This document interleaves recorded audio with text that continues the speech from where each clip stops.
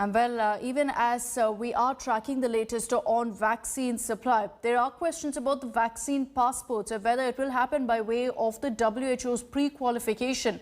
Covaxin developers say it's a myth and that pre-qualification is required only for wider acceptability outside India. The government also says that this is being decided and that the WHO has not arrived at any consensus yet. But what exactly is the WHO pre-qualification and why is it needed? Sneha Murdani explains.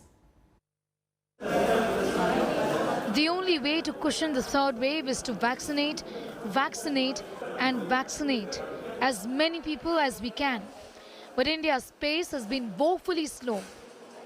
The reason is shortage, and there is criticism about India not being prompt in looking at procuring vaccines like Pfizer and Moderna.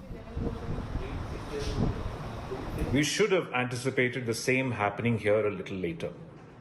We should have capitalized on the large manufacturing capacity of vaccines that India has and finalized the deals with these companies to manufacture their vaccines in India.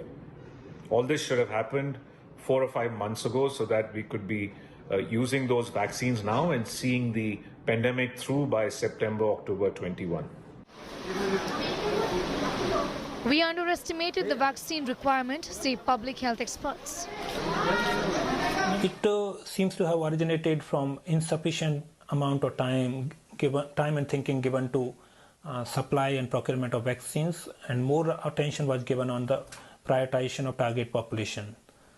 We also need to remember that vaccine manufacturing is a complex process, and reliance on 1 or 2 vaccine manufacturers is something like putting all the eggs in single basket.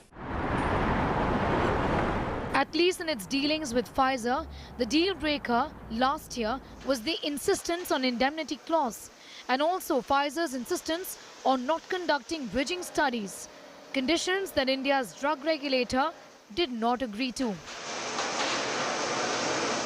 You know, Dr. Guleria, as early as the month of August and September last year, we were having a conversation about Pfizer approaching the regulators.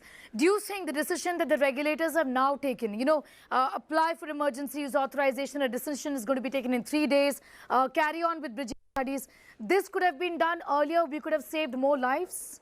One could always argue that retrospectively, if we had done away with the bridging studies in the past and said that you can just approve vaccines with the regulatory approval being there from, let's say, the foreign regulators, we should accept that and go ahead. But then there was a lot of concern that in our own population, we may have side effects which may cause problems which may not get picked up. And if that approval was given, then people would start criticizing the regulator for giving approval which were not really justified. Now, a conversation is underway with both of these companies. The centre also justifying the centralized policy of dealing with the companies themselves. चाहे Pfizer हो, Moderna हो, हम उन सबके साथ central level से coordinate करते हुए उनको 2 तरीके से फैसिलिटेट कर रहे हैं. एक तो उनके regulatory facilitation in terms of approvals, दूसरा प्रोक्योरमेंट रिलेटेड फैसिलिटेशन. और both Pfizer and Moderna, most of the time their orders books is already full, so it is depending on their surplus how much they can provide to India. They will come back to government of India and will ensure and facilitate कि उसके basis पर हम वो सारी चीजें state level पर उसको supply किया जा सके, कोऑर्डिनेट किया जा सके, फैसिलिटेट कर पाए. Moderna is expected to launch a single-dose COVID-19 vaccine in India next year and is in talks with Cipla among other firms. While Moderna has conveyed to Indian authorities that it does not have surplus vaccines to share in 2021, US giant Pfizer is ready to offer 5 crore shots in 2021.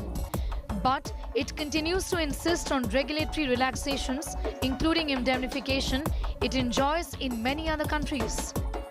Pfizer says it can provide vaccines in tranches of 1 crore. 1 crore in July, 1 crore in August, and 2 crores in September.